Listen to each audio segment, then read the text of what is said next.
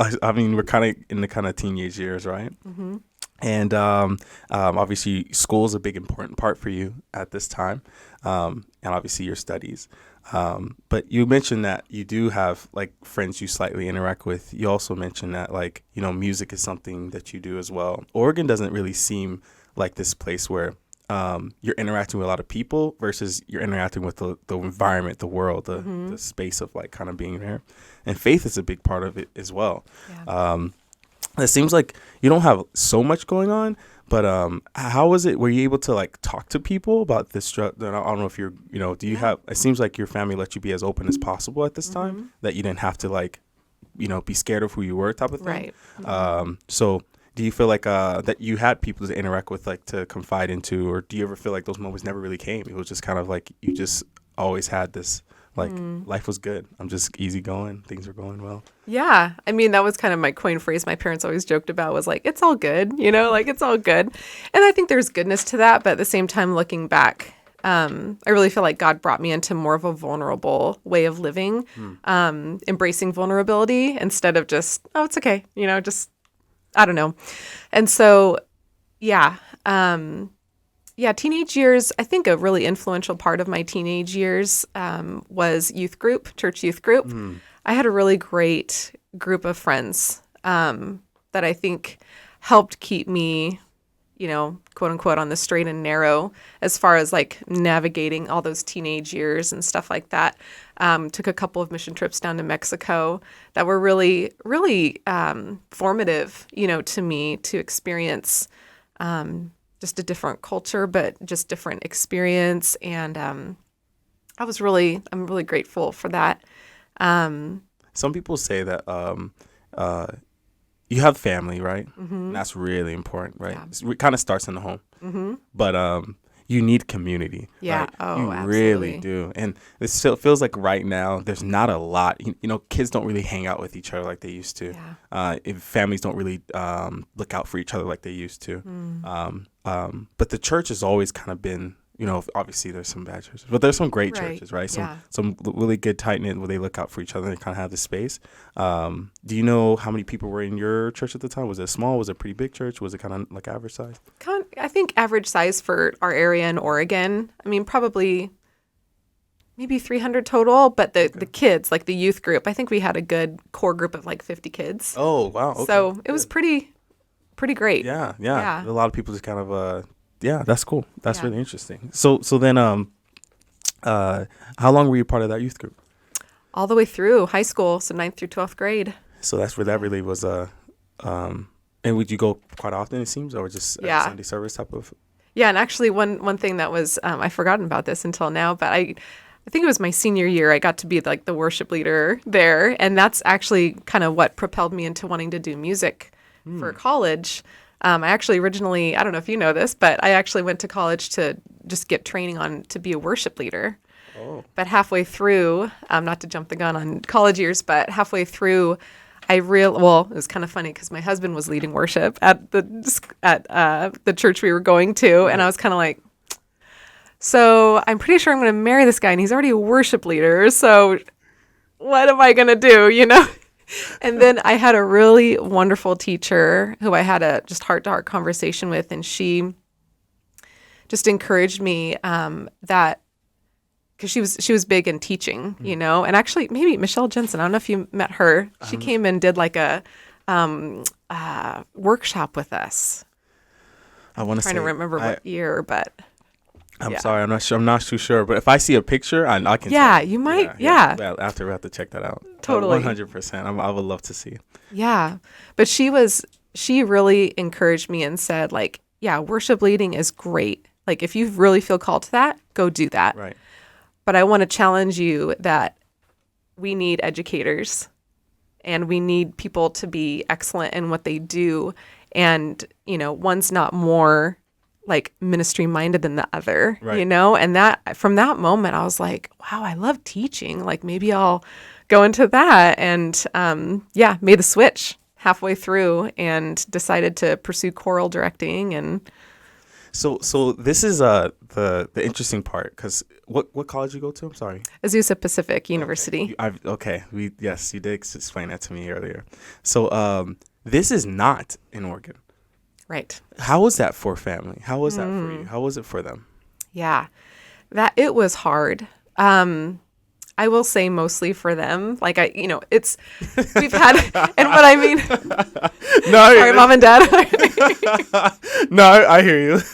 Because I mean, you've probably experienced this too, where you'll have friends move away and it's always harder to be the one staying when you're saying goodbye to someone, like at least in my experience.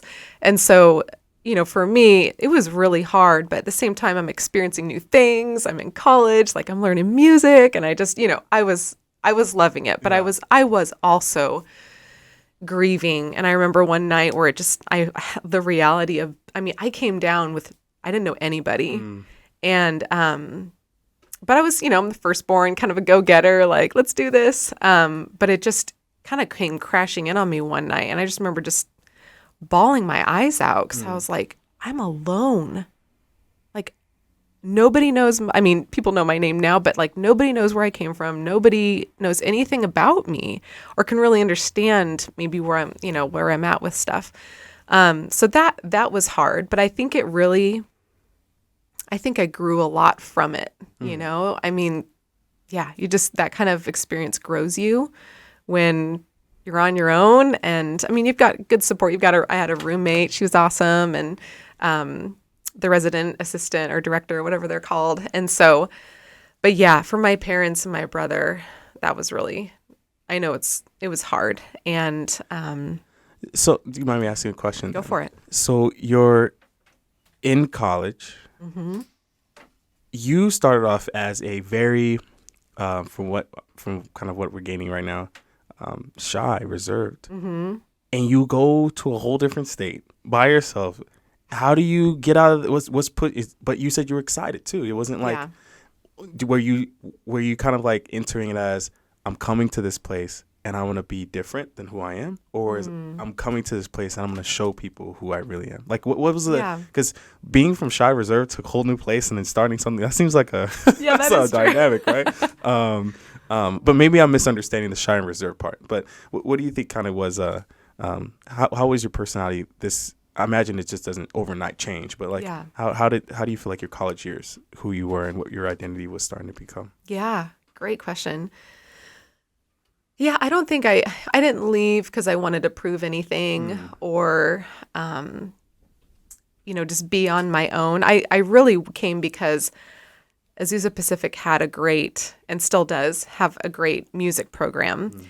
And the year before college, our yearbook staff in high school came down to do like a conference, but also went to Disneyland. And that was the time I was starting to think about colleges and stuff. And I was just like, I like it down here. This is pretty awesome. I love the palm trees. I love all the things. Maybe there's a college around here. Like that's literally what I was thinking. And so, and thankfully my parents were all for it. They were great in that way also, where they released me. They never said, are you sure? Like, I think they were really healthy about that. But yeah, I think I definitely grew in confidence during those years. Towards the last couple of years, I needed to start, making more money. And I remember, oh my gosh, working 3 jobs my senior year. And I got mono eventually because I just overwhelmed myself. But, I think, and also performing a lot with choirs, that helped a lot. And being a teacher, I think that's where God really just started giving me opportunities. Like my first ever teaching experience was at the church across the street, and it was called King's Kids. It was for 3rd through 6th grade, and it was like twice a week for an hour.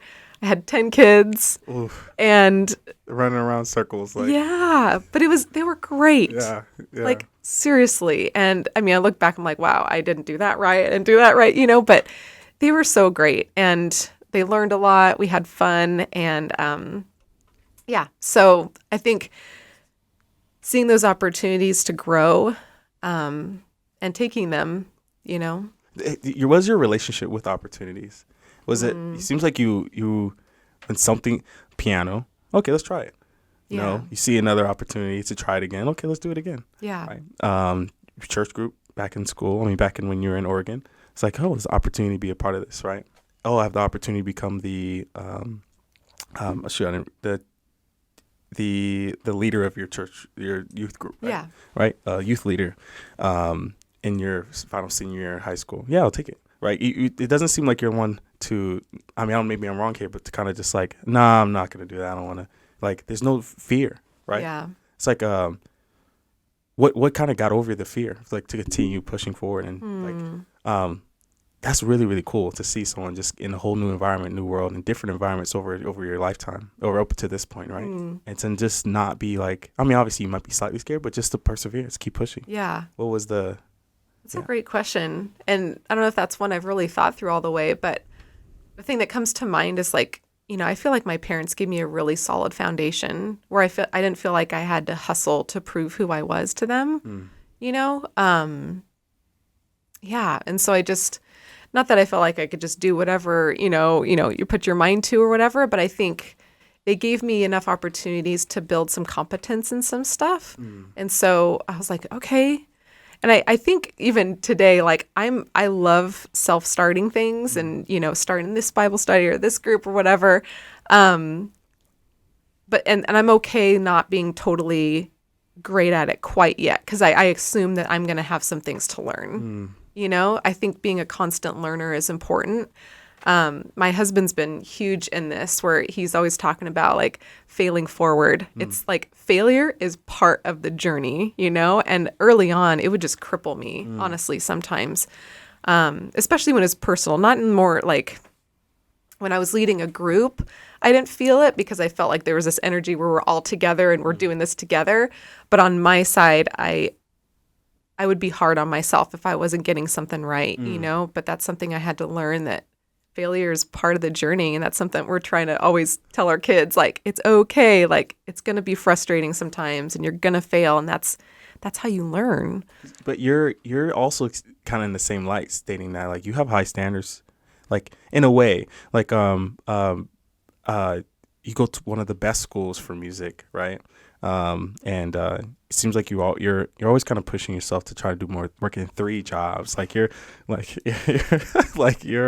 not many people are kind of built that way, a lot of people tend to, I want to say a lot, but some people, right, tend to kind of blame the others to why their situation is what it is. But it feels like you kind of took life into your own hands and try your best to do with what you had. And is that kind of why, is that, how does you mentioned your husband, I think this is the time you met him, around this time? Okay. College. And what was kind of his personality, like, matching your kind of like go-getter, self-starter, let's get it, did he feel like it balanced out pretty well? Yeah. In that aspect, definitely. I mean, that's him to a T too, Yeah, he loves self-starting things. Oh, okay, cool. So you match there. Yeah, we did. It's funny. I've never really connected that specifically, but we definitely have an ear open for those kind of things. We're like, oh yeah, let's do this, Yeah. So yeah. And can you describe kind of him, and how did you guys meet at this time? Yeah, well, almost exactly 20 years ago, we met my sophomore year. And through mutual friends, which I couldn't believe. I mean, when you're hanging out with your roommates every day, you kind of know everybody.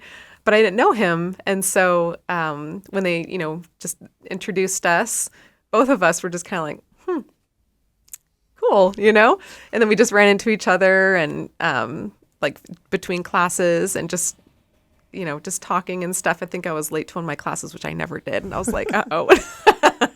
You're like, look, I like this conversation. I know, right? Let's sit here for a second. Totally. What year was this?